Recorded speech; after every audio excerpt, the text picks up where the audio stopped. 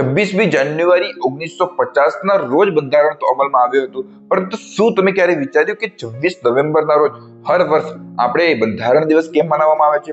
એનું કારણ આ છે કે 26 નવેમ્બર 1949ના દિવસે બંધારણ બનીને તૈયાર થયું હતું અને ઔપચારિક રીતે એને સ્વીકારવામાં આવ્યું હતું. ભારતીય બંધારણ અધિનિયમમાં 73 નો જે સુધારો કરવામાં આવ્યો હતો 1992માં, એમાં ગ્રામ સભા અને લોકશાહીનો પાયો ગણવામાં તો આવ્યો છે, પરંતુ આ ગ્રામ સભા આપણે જે કરીએ છીએ એ કાયદાની રીતે થવી જોઈએ અને એમાં ઘણો બધો રૂલ્સ રેગ્યુલેશન છે અને એના પછી કોઈના જોડે પક્ષ વિપક્ષ વગર અને સારી રીતે કરવામાં આવે તો ગ્રામ સભામાં ઘણો બધો પાવર છે, ગામનો વિકાસ થઈ શકે છે અને ગામ શાંતિથી ચાલી શકે છે. ક્યારેક એવું બનતું હોય છે કે નાના મોટા જે ગુના હોય એ સમજી વિચારીને અને એકબીજાને સમજાવીને બંને પાર્ટી સમજી જતી હોય છે અને એમાં સમજૂતો થઈ જતો હોય છે, તો ગ્રામ સભા એમાં સમજૂતો કરી શકે છે. પરંતુ કોઈ ગંભીર ગુનો કર્યો હોય, ચોરી કરી હોય, કોઈકને મર્ડર કર્યો હોય, ખૂન કરવાનો પ્રયાસ કર્યો હોય કે પછી બળાત્કારનો પ્રયાસ કર્યો હોય કે એવું કશું ગંભીર મુદ્દો હોય ત્યારે ગ્રામ સભા એમાં એને સજા આપી શકતી નથી.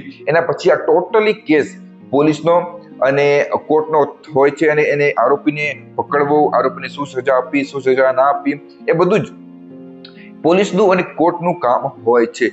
આપણે ભારતીય બંધારણ આર્ટિકલ 21માં એવું કહેવામાં આવે છે કે બધા જ માણસને ગૌરવની રીતે જીવવાનો અધિકાર છે. કોઈ પણ એને સામૂહિક બહિષ્કાર કે ગામમાંથી બહાર કરવાનો અધિકાર કોઈને પણ નથી, કાનૂનને પણ નથી, ગ્રામજનોને પણ નથી, ગ્રામ સભાને પણ નથી અને કોઈને પણ નથી. અને કોઈકનું મોત થઈ જાય તો પછી એને જે અંતિમ સંસ્કાર કરવો હોય તો અંતિમ સંસ્કાર કરવાનો પણ એને ગૌરવની રીતે અધિકાર છે.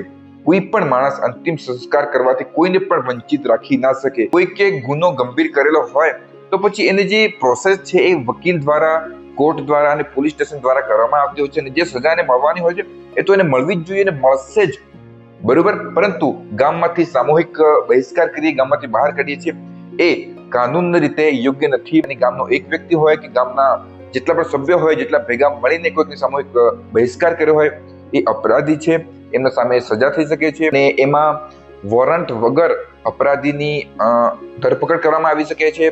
એમ તો કોઈ પણ એવી સજાનો એમાં પ્રાવધાન નથી, પરંતુ મહારાષ્ટ્ર જેવા રાજ્યમાં એમાં એને 3 વર્ષની સજા થઈ શકે છે અને 1 લાખ જેવો દંડ થઈ શકે છે. એટલે એ પરિસ્થિતિ ઉપર ડિપેન્ડ છે કે કેસ કેવો છે, શું થયું છે, શું નથી થયું. પરંતુ આવું ક્યાં પણ જોગવાઈ નથી કે સામૂહિક બહિષ્કાર આપણે કોઈને કરી શકીએ.